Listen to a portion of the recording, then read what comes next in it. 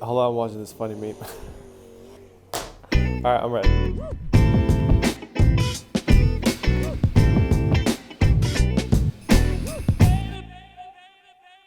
What's up, guys? Albert here. Here's a couple of things that I learned that are different now versus when I started in the business 4 years ago.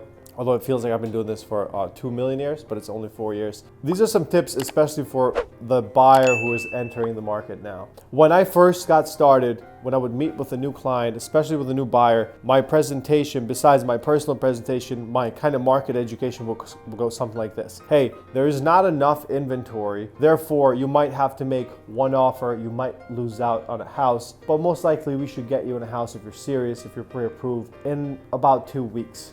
If you find something that you like. Now, the conversation has shifted to, are you ready to go to war? It is extremely competitive out there. Being pre-approved and having a good down payment is just kind of like the bare minimum to entry to get into property. It is much, much more competitive. When I first started, around this time, we probably would have like 1,500 homes on the market. And now, right now, we have 500 homes on the market. And we have more buyers than when I first started because interest rates are lower now than they were when I started. So I think the conversation has to kind of shift. And I'm seeing a lot of agents who are still kind of having this similar conversation with their buyer that they did 4 or 5 years ago, which is, we're gonna find you a home, blah, blah, blah. You really need to educate your buyers up front at a much higher level that this is much more competitive than it ever was before. So I think that's the tip number one that I would give buyers. That is, now it's just much more competitive, way more competitive than it was 4 years. And 4 years, we thought it was very competitive too, but this is just a completely different animal. So that's one.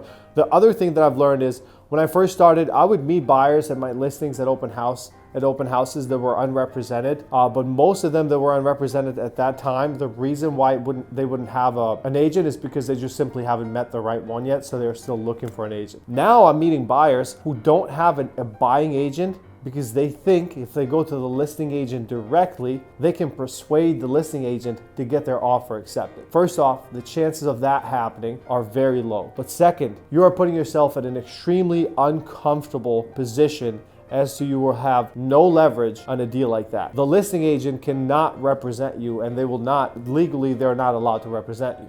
So they will be your transaction facilitator. That's the form that you will sign, which means that they're only going to represent you or showing you what kind of documents you need to sign and help facilitate the transaction, but they have to represent the seller. So you can get potentially crushed in a transaction like that. If things go wrong in inspections, you can lose your deposits. You can lose much, much more and potentially be forced to buy a house that maybe it was not the right one for you. So that's another thing that I would tell a buyer in today's market to really focus on, which is make sure you find a really good agent who is telling you what I told you earlier on that the first lesson that I learned, which is this is a competitive market. You got to understand that and you got to be ready for it. Who's really explaining to you why the market is competitive. Find an agent like that and then go home shopping. Now more than ever, you need a professional in this market because it's crazy out there.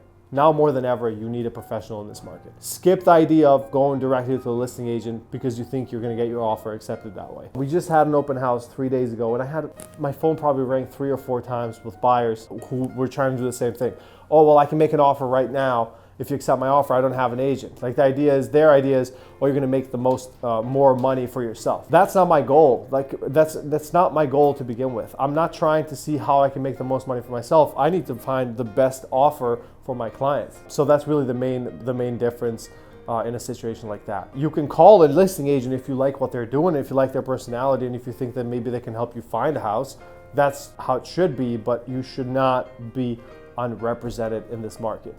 This market is wild to do that. And honestly, I am worried for people like that. So yeah, I think these are the 2 lessons that I'll share today that I've learned in the last 4 years in the business, things that are much different now than they were 3 or 4 years ago. I hope this helps. If you have any questions, you know what? Don't call me.